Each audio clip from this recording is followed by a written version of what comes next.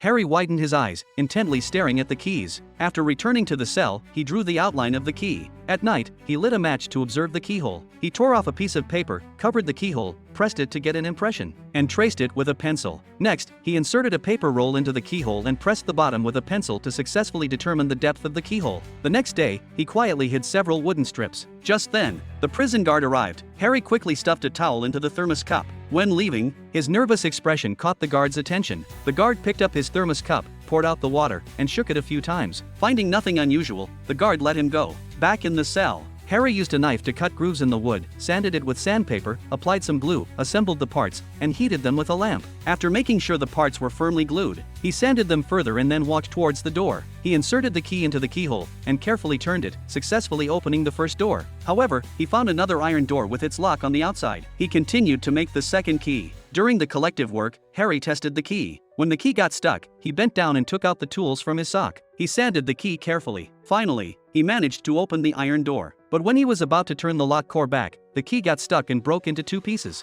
Just then, the guard was approaching. He was in a great hurry and started picking at the lock cylinder with his fingers. A fellow inmate threw him a screwdriver. Harry picked it up and quickly dug out all the wood chips. However, the bolt was still out. Harry hit the bolt with his hand, but the bolt didn't retract. He returned to the cell worriedly. Fortunately, after seeing the exposed bolt, the prison guard just turned his head and looked around, then closed the door again. Harry soon made another key, but he was stumped because the lock was on the outside. They discovered that the broom could reach the lock core, and the turning wheel on the lathe inspired Harry. He prepared a wooden block with 2 holes, drilled a hole at the top of the broom and fastened the wooden block to the top of the broom. Then, he fixed the key to the other end of the block. He stretched out the key, inserted it into the keyhole, and turned the wooden wheel. The door opened. Just then, he noticed the prison guard was on patrol. He immediately pulled out the key, but it dropped to the ground.